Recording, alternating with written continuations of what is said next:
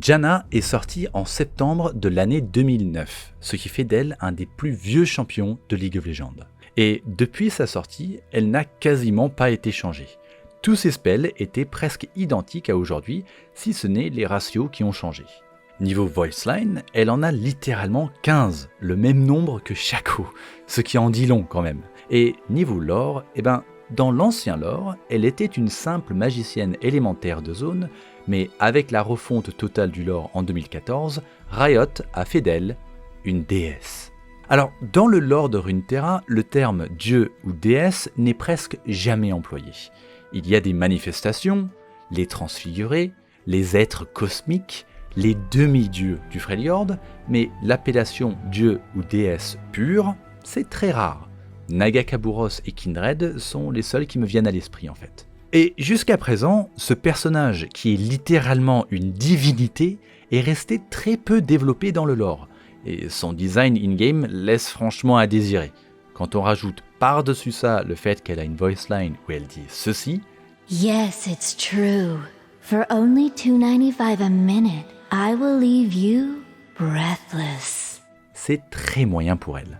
Et c'est pour cette raison que la nouvelle Janna qui a été dévoilée sur Legends of Runeterra est un énorme pas en avant pour ce champion.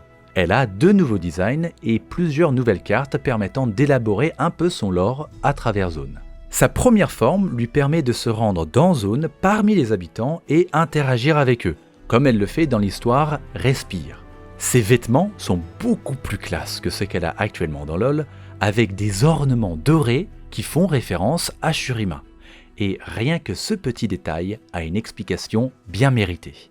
À la base, il y a plusieurs millénaires, Oshra Vazone était une ville indépendante, remplie de gens qui vénéraient Janarem, un mot shurimien ancien qui signifie gardien ou gardienne.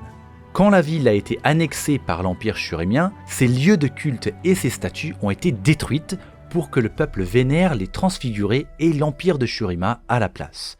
Mais cela n'a pas empêché Janna de continuer à prendre soin de ce peuple qui, eux, continuaient également en secret de lui adresser des prières et lui vouer un culte. À la chute de l'Empire de Shurima, c'est Janna qui a protégé la ville du tumulte et du chaos causé par la guerre des Darkin.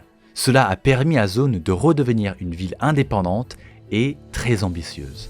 C'est cette même ambition qui les a poussés à entreprendre la construction d'un canal qui permettrait de passer de la mer de l'Ouest à la mer de l'Est, les portes du soleil. Mais l'excavation a rendu le sol de la ville instable et finalement provoqué l'effondrement d'une énorme partie de la ville qui a commencé à être engloutie par la rivière Pilt.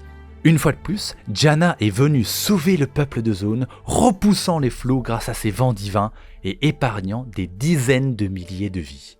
C'est cette partie effondrée de la ville qui s'appelle encore aujourd'hui Zone, alors que la partie qui est restée à la surface, au-dessus de la rivière Pilt, s'appelle Piltover.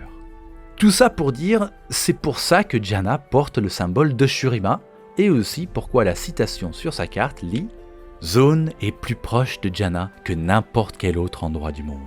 Après tout, c'est elle qui a sauvé les pauvres âmes abandonnées par Piltover. Oui, si je veux des réponses, c'est ici que je les trouverai. » dit par le marin surfeur.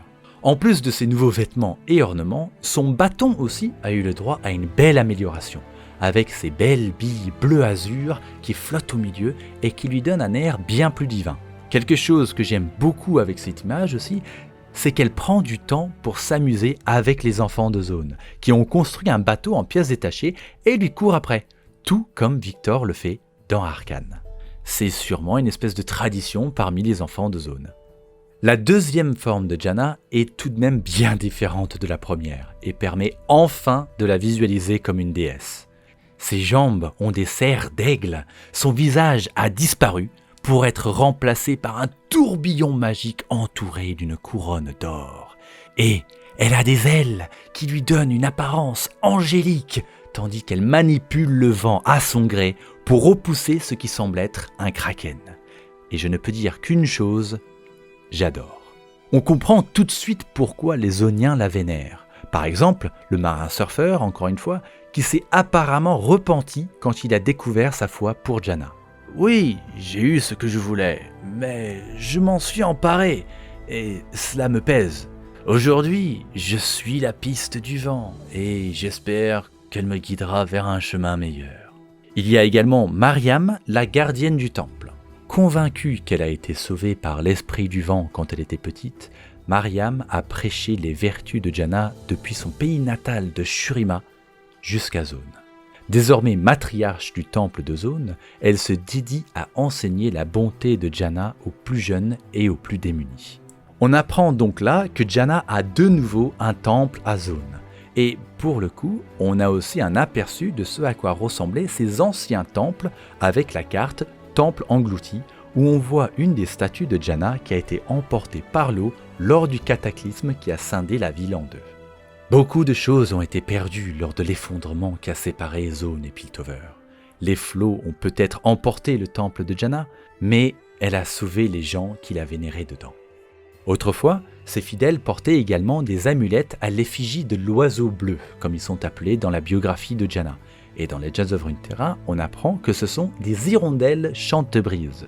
Les hirondelles chante-brise sont des créatures volages. Souvent, on a l'impression qu'elles sont entièrement composées d'eau. Cela étant, j'ai quand même appris à me méfier d'elles. Mais attention, ce n'est a priori pas un de ces oiseaux-là qui tourne autour de Janna dans League of Legends. Non, celui-là, il est lié au sort Alizé et serait le chevaucheur de nuages exalté. Puisqu'on a une citation de Janna qui dit « Mon cher Alizé, descends donc tes nuages pour t'installer sur mon épaule, veux-tu » Et là, on a encore une très bonne démonstration que Janna est une déesse. Cet oiseau gigantesque, ouais, ça c'est des bateaux là, se poserait sur l'épaule de Janna. En tout et pour tout, ces nouvelles cartes et illustrations donnent à Janna un poids dans le lore bien plus approprié pour une divinité aussi importante qu'elle. Merci donc encore une fois à Legends of Runeterra de mettre à jour le lore de ce merveilleux univers. Et merci à vous d'avoir regardé cette vidéo. Pensez à laisser un like, commentaire ou vous abonner si ça vous a plu. En attendant, à la prochaine.